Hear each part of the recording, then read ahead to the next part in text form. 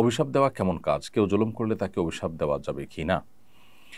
অভিশাপ দেওয়া এটা মৌলিকভাবে সাধারণভাবে কোনো ভালো কাজ নয়। নবী করিম সাল্লাল্লাহু আলাইহি ওয়াসাল্লাম বলেছেন, ঈমানদার কখনো কথায়, কথায় গালমন্দ এবং অভিসম্পাতকারী এটা হতে পারে না। অর্থাৎ ঈমানদারের এটি স্বভাব হতে পারে না।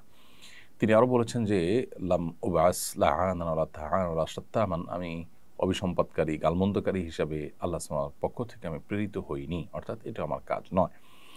অতএব অভিসম্পাত দেওয়া মৌলিকভাবে এটা কোনো ভালো কাজ নয়। তবে কোনো লোক যদি পাপাচারে লিপ্ত হন, পাপিষ্ঠ হন, অথবা কেউ জালিম হন কিংবা কেউ কাফির হন, তাহলে তখন তার প্রতি অভিসম্পাত করা যাবে কিনা?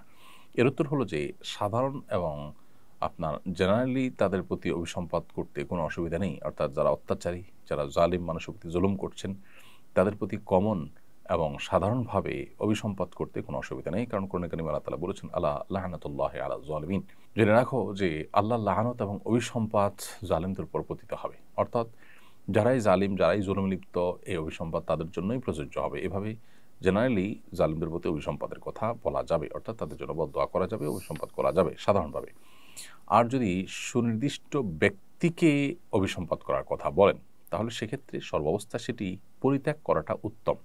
কেন পরিত্যাগ করা উত্তম? কারণ হলো, যিনি এই মুহূর্তে হয়তো কুফরে লিপ্ত, তিনি হয়তো মৃত্যুর আগে ঈমান নিয়ে আসবেন। তখন আপনি তার প্রতি অভিসম্পাত করলেন যে, সে অভিসম্পাতটা আসলে যথাপাত্রে হলো না। এইজন্য আ আ শেখ বিন বাজ রহমতুল্লাহি আলাইহি সৌদি আরবের সর্বোচ্চ উলামা পরিষদের অন্যতম সদস্য, বরং প্রধান মুফতি, গ্র্যান্ড মুফতি ছিলেন তিনি, এবং কাতার ভিত্তিক ফতোয়ার ওয়েবসাইট মারকাজুল ইসলাম, ইসলাম ওয়েব, তারাও মারকাজুল ফতোয়া ইসলাম ওয়েব, তারাও একই ফতোয়া দিয়েছেন। তো এই জন্য সুনির্দিষ্ট ব্যক্তির বেলায় অভিসম্পাত না করে, অভিসম্পাত পরিহার করে জেনারেলি সেটা বলাটাই হলো অধিকতর নিরাপদ। আর যদি ব্যক্তিটি মুসলিম হয়ে থাকেন, একজন মুসলিম, তিনি বিভিন্ন পাপে লিপ্ত, এই ব্যক্তিকে অভিসম্পাত কোনো অবস্থাতে করা যাবে না। আর সুনির্দিষ্ট কোনো কাফির যদি হয়, তাহলে সেই ব্যক্তিকেও অভিসম্পাত করলে তার অবস্থার সাথে সম্বন্ধ করে অভিসম্পাত করা যেতে পারে যে, জুলুমে লিপ্ত ব্যক্তির প্রতি আল্লাহ তাআলা অভিসম্পাত হোক। সেক্ষেত্রে তিনি যিনি জুলুমে লিপ্ত তার উপরে পতিত হবে। কিন্তু নির্দিষ্ট করে নাম ধরে ধরে এটি অভিসম্পাত তখনই করবেন যখন লোকটি জালেম হিসাবে, পাপিষ্ঠ হিসাবে বা কাফির হিসাবে, মুসলিম বিদ্বেষী হিসাবে চিহ্নিত, পরীক্ষিত হয়েছে। যেমন নবী করিম সাল্লাল্লাহু আলাইহি ওয়াসাল্লাম মক্কার কিছু মানুষদের বিরুদ্ধে নবী সাল্লাল্লাহু আলাইহি ওয়াসাল্লাম যেমন অভিসম্পাত করেছিলেন মদিনা হিজরতের পর, তো সেই রকম অভিসম্পাত আপনি করতে পারবেন, এমনকি মক্কাতেও। তো সুনির্দিষ্ট কাফির, সুনির্দিষ্ট ইসলামের বা মুসলমানদের চিহ্নিত শত্রু, একেবারেই কমন শত্রু, খুব পরিচিত শত্রু, তাদের ব্যাপারটি ভিন্ন। অনেক উলামা বলেছেন যে, নবী করিম সাল্লাল্লাহু আলাইহি ওয়াসাল্লাম ওহীর মাধ্যমে যেহেতু জানতে পেরেছেন এই লোকগুলোর ঈমান নসিব হবে না, সেজন্য তিনি তাদের জন্য ব্যক্তি বিশেষের প্রতি অভিসম্পাত করেছেন। আমরা যদি সেটা জানার সুযোগ নেই, সো আমরা এটা করব না। এজন্য আমরা আগেই বলেছি যে, এই ব্যক্তি বিশেষকে অভিসম্পাত করার ব্যাপারটিকে পরিহার করাটাই উত্তম।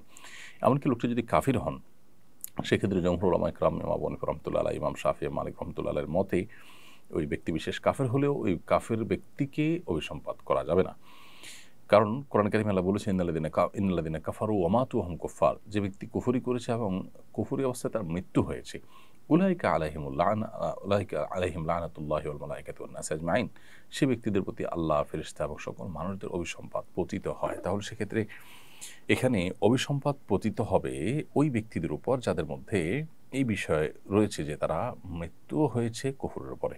তো খোলাসা কথা হলো, সাধারণভাবে জালিমদের প্রতি অভিসম্পাত করতে কোনো অসুবিধা নেই, কোরআনে স্বয়ং করা হয়েছে। ব্যক্তি বিশেষকে অভিসম্পাত করার পরে যদি মুসলমান পাপিষ্ঠ হয়, তার প্রতি অভিসম্পাত করা যাবে না।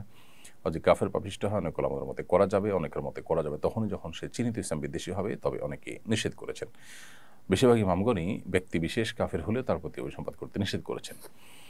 আর জালিম যে জুলুম করছে, তার জুলুমের যে প্রতিকার চাওয়া বা জুলুমের কারণে তার বিরুদ্ধে আল্লাহ তাআলার কাছে নালিশ করা, বিচার করা, এটা তো সর্বাবস্থায় শুধু জায়েজই নয়, বরং এটা খুবই স্বাভাবিক একটি ব্যাপার। বিভিন্ন হাদিস থেকে বোঝা যায় যে, মাজলুম ব্যক্তি যখন জালেমের বিরুদ্ধে আল্লাহর কাছে অভিযোগ দায়ের করেন, বিচার চান, প্রতিকার চান, আল্লাহ সুবহানাহু ওয়া তাআলার পক্ষ থেকে সেটি কবুল হয় নিঃসন্দেহে। অতএব সেটি সম্পূর্ণ ভিন্ন বিষয় যে সেটি কবুল হবে।